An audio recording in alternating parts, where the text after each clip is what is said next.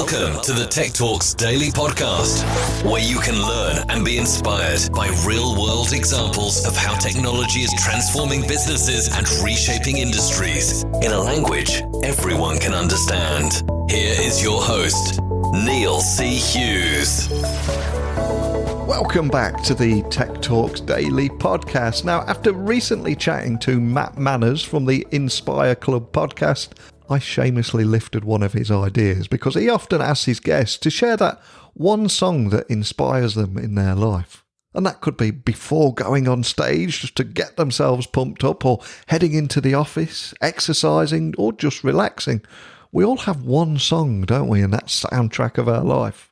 So my plan is to capture all those songs from our Daily Tech podcast and put them in one big playlist. I figure we share stories every day on this podcast, but let's dig a little bit deeper and find out the songs that inspire people in technology too. But I also want to invite you, everyone listening, to share that one song that inspires you or makes you think of tech, whatever it might be. Please email me, techblogwriter@outlook.com. My website is techblogwriter.co.uk, or send me a quick DM on social, whether that be LinkedIn, Twitter, Instagram. But on today's podcast, I have the amazing Kathleen Delaney from Cofex onto the podcast today. And she is an innovative marketing leader and digital strategist who has led her team towards amazing accomplishments because of her ability to navigate and innovate complex projects. And Kathleen has over 3 decades in marketing leadership roles and joined Cofex back in 2018 to lead the private equity-owned company through a massive rebrand, which was dubbed the Work Like Tomorrow campaign. And she was able to dust off the company's previous brand promise and coordinated a global effort to change the company's image of being a legacy tech company to its current position as a leader in the intelligent automation space. But enough from me. Buckle up and hold on tight as I beam your ears all the way to California so we can speak with Kathleen right now. So a massive warm welcome to the show. Can you tell the listeners a little about who you are and what you do? So hi, my name's Kathleen Delaney, and thanks for having me on the show today. It's great to be able to sit here and have a chat with you. So I am the Chief Marketing Officer for Cofex, and we are an intelligent automation company that helps our customers digitally transform their content and information intensive business workflows so that they can delight their customers and drive efficiencies throughout their business. Well, it's an absolute pleasure to have you on the podcast today. Now, a question that I always begin the show and ask my guests is, can you remember where your love of tech come from and what it was that put you on the path that you're on today? Yeah, so for me, it was just being in the right place at the right time. So went very early in my career. I was able to work for AT&T, quote unquote, the old AT&T. And I did a stint through AT&T Bell Labs. And at that point, it was more of an applied MBA. My role was, there was all this great tech around, and how do you bring it to market, and how can you commercialize it? For me, I landed there, just no lie, when we were looking at this thing called the internet. The internet was in quotes. Yahoo had 250 links, and every day we were looking at it, and it was growing exponentially. And I'm surrounded by literally geniuses saying, this is something's going to take off there. So for about a year and a half, I was working with some of the best minds in this thing called the internet, and how to, drive commercial success. I know that sounds so silly given that it's the backbone to everything that we do today, but it really was the spark that just threw me into the career that I was in then. It was just fast forward with the accelerator going. And then from there I worked for some companies that were really, pushing the envelope. At the time, I landed at the Wall Street Journal just as they were going online with WSJ.com and digitizing so many of their other assets. My team and I launched the first website literally for Dow Jones indexes, which just makes me sound way too old, but it was a really fascinating time to see all this come together. Oh, you're in great company there. Just listening to that story, I was thinking, what an incredibly cool story. It was taking me back to the days of Netscape Navigator, GeoCities, and AOL CDs falling out of magazines. AOL CDs, Genie, GE, Genie, and that interesting branding, and all the BlackBerry. There's so many to, yeah. Yeah. Oh man, and the sound of a 56K modem connecting, right? Yep, absolutely. But I mean, if present day, I mean, you've got over 3 decades in marketing leadership roles. So I've got to ask, how have you seen the Martech space evolve throughout your career?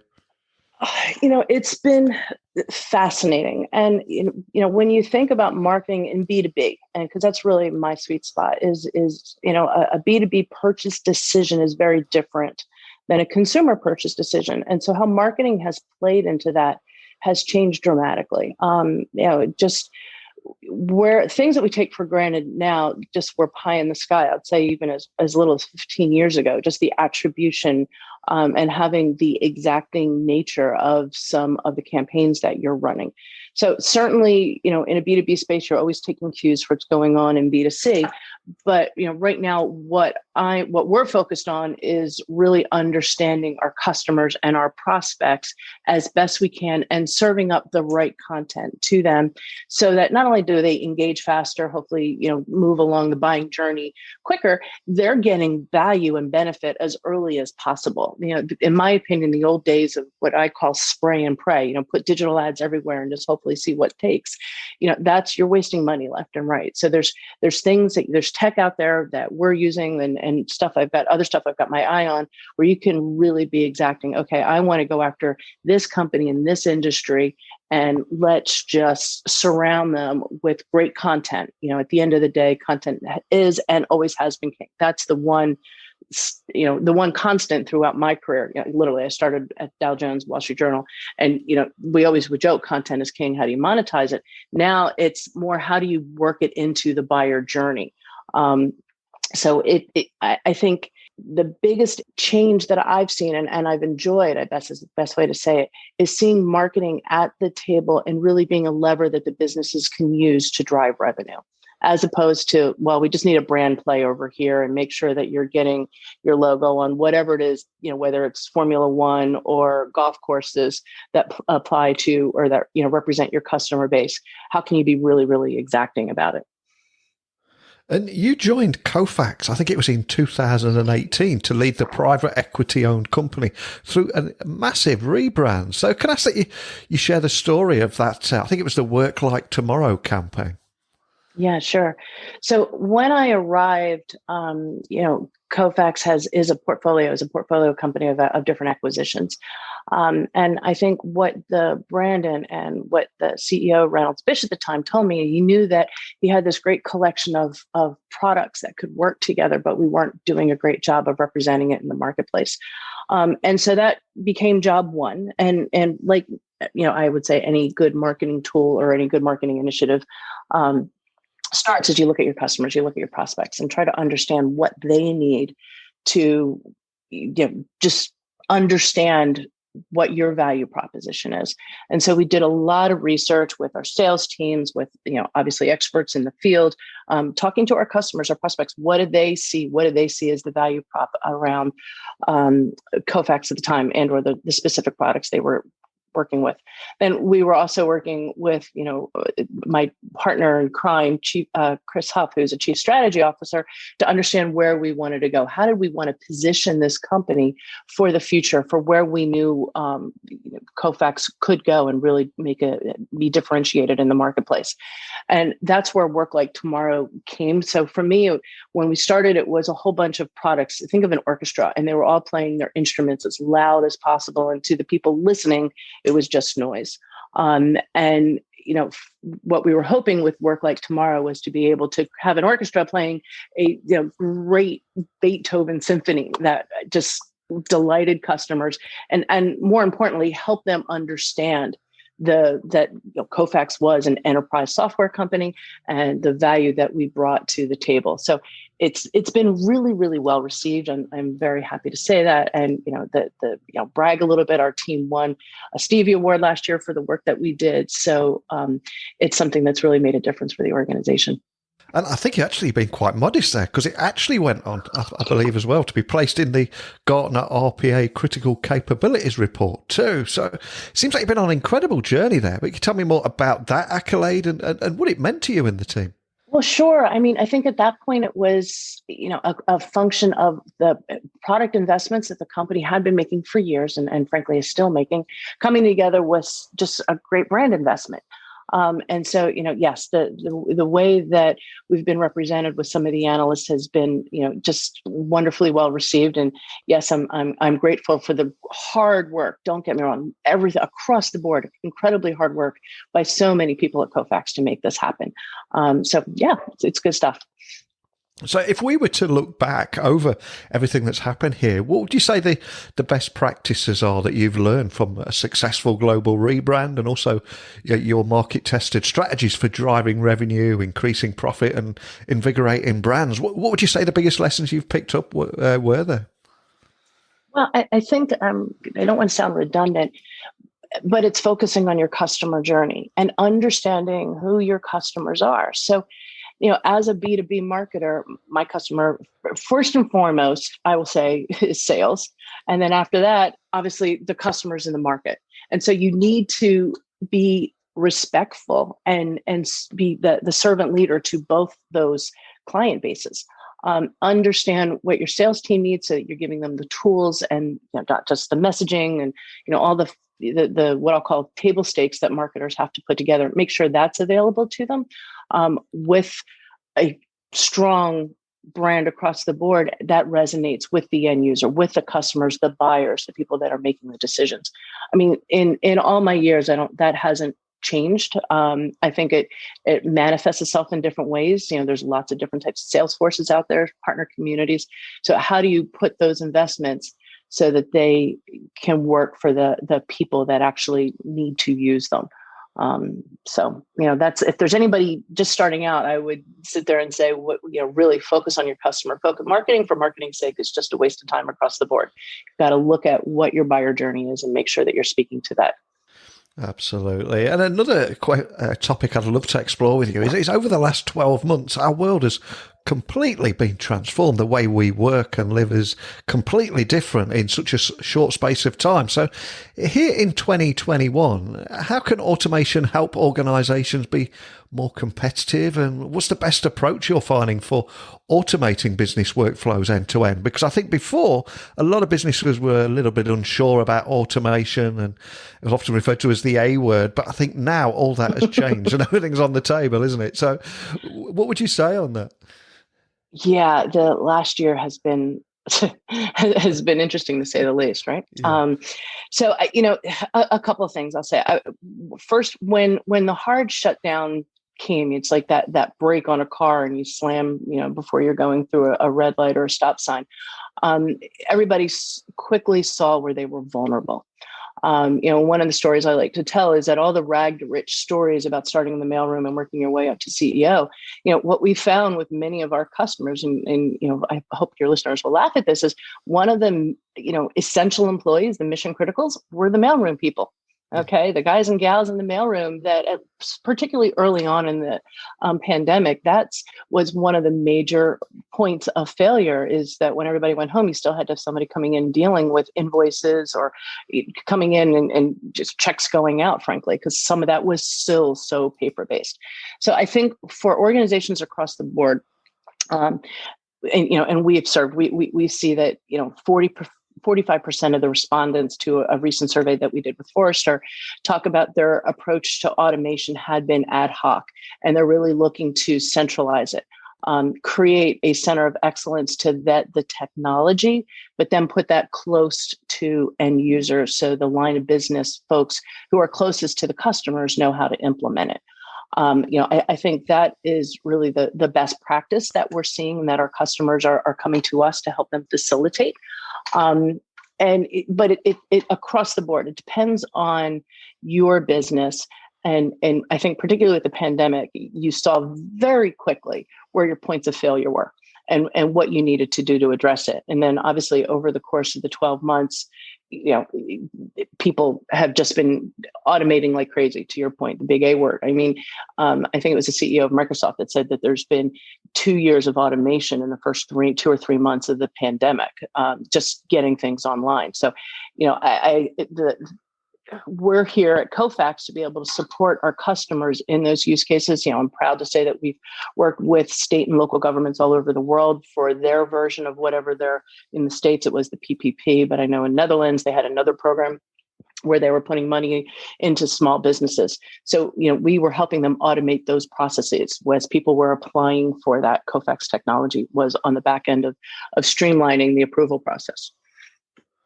And you mentioned your customers there and the kind of conversations that you're having with them. I'm curious, if we were to take all those conversations and put them in a big pot, are there any trends in the kind of requests that they're coming to you and asking for your help with at the moment? And how are you helping them turn these kind of challenges into opportunities too? Yeah, I mean, I think that with Cofex and working with our partners as well, who are a big part of our ecosystem, it's really understanding the use case and getting very close to the end user. I hate that word, but customer journey. Whether you're doing mortgage application process, new customer onboarding. Okay, so banks used to go in, you fill out a whole bunch of papers. People aren't doing that anymore. So they're ingesting the information from web forms and then taking that whatever process that paper had to go through, we're now being able to automate that. We've got a huge footprint in the finance organizations, helping automate the AP processes across the board, and we're seeing that as a use case that is really getting traction. Just think about it. You used to have all these people in a finance department. Just I don't want to say processing paper because they're doing far more than that, but it was a very content-rich environment that has just seemingly overnight had to transform. So, our products, whether they be on-prem for different organizations or up in a cloud, we're able to support that transformation that they're going through in their organizations. And are there any tech trends that particularly excite you at the moment? Because there is a lot of doom and gloom out there. Is there anything that does excite you right now? Oh, gosh. I mean, automation. I mean, that's why I'm in the business that I'm in. And I don't see the gloom and doom. I see a lot of efficiency. My personal goal, I'll say this, and is that I never have to fill out another form when I go into a doctor's office ever again. You're just seeing, Microsoft made a huge investment in the healthcare space. There's so much that we can transform and make lives easier for people across the board. And that's at the heart of what we do. And so that's what I'm excited about. That's how I get out of bed in the morning. It's like, okay, where are we going today? I do think there's a lot of opportunity. We've just scratched the surface of it. Our data is showing just how much folks are embracing this and recognizing the efficiencies that can come from it. Well, I've loved chatting with you today, Kathleen. But before you go, I'm going to throw a little curveball at you. There's a new feature I'm adding on the podcast. I'm going to create a bit of a music playlist of the kind of music that inspires everybody listening. Okay, so whether it be something that you want to inspire you before you go on stage to give a keynote and just give you that little kick, or something that makes you want to get out of bed in the morning, or something you just want to go for a walk and clear your head, is there any song that particularly inspires you or gets you up and about? Oh, let me think about that for a second. Well, where I live, so there's a couple of things. I'm a Jersey girl, so Bruce Springsteen, when I need to amp myself up, I'll just start playing either the Born to Run or the Born in the USA soundtrack in my mind. So that keeps going. That's when I need higher energy. I'm also a huge fan of classical music. So when I am in a place where I'm being creative, I have so many playlists for different cello masters. Yo-Yo Ma's one of just amazing. And then, you know what, when I'm exercising, I put on, oh my gosh, this is going to embarrass me, but Pink, and just, I'll just tell Spotify I want to listen to Pink. And then, Katy Perry comes on, and just all these other amazing women that just lift me up. And that is something that I really enjoy. So there we have it, that one. There's no shame in any of that there, especially the Springsteen stuff for me. And I always say there's no such thing as guilty pleasures, there's just music that you like. So I'm all for that. But before I let you go, can I ask that you remind the listeners of where they can find you online and equally contact your team at Cofex if they've got any questions about anything we talked about today? Yeah, well, we just relaunched our website, actually. So Cofex.com is the place to go. And I'd love to get any feedback that people see on it because it's not even a month old. So we're super excited about all the changes that we made there and frankly, the automation that we've incorporated into the website, the team. It's been a long time coming. So Cofex.com. Well, and thank you. Thanks for having me on the show today. No, thank you. You've been on an incredible journey. I love how you've seen the world of technology and Martech evolve throughout your career and the lessons that you've learned along the way. But more than anything, Kathleen, just thank you for taking the time to share your story with me and maybe a few songs too. So thank you. All right. Take care. So a big thank you to Kathleen for sharing her journey in tech and how she has seen the Martech scene evolve throughout her career. And of course, for sharing best practices learned from a successful global rebrand and her market-tested strategies for driving revenue, increasing profit, and invigorating brands. But more than anything, thank you for sharing that special song for her, which I will add to the Tech Talks Daily Spotify playlist. But remember, please submit your songs, questions, thoughts, or anything at all by simply emailing me, techblogwriter@outlook.com. And my website is techblogwriter.co.uk. I'm interested in what kind of songs you throw my way, whether they be tunes, bangers, whatever you call them. I'm sure they will be all killer and no filler, but keep them coming over and I'll return again tomorrow with another interview. So thank you for listening as always, and until next time, don't be a stranger. Thank you for listening to the Tech Talks Daily Podcast with Neil C. Hughes. Remember, technology works best when it brings people together.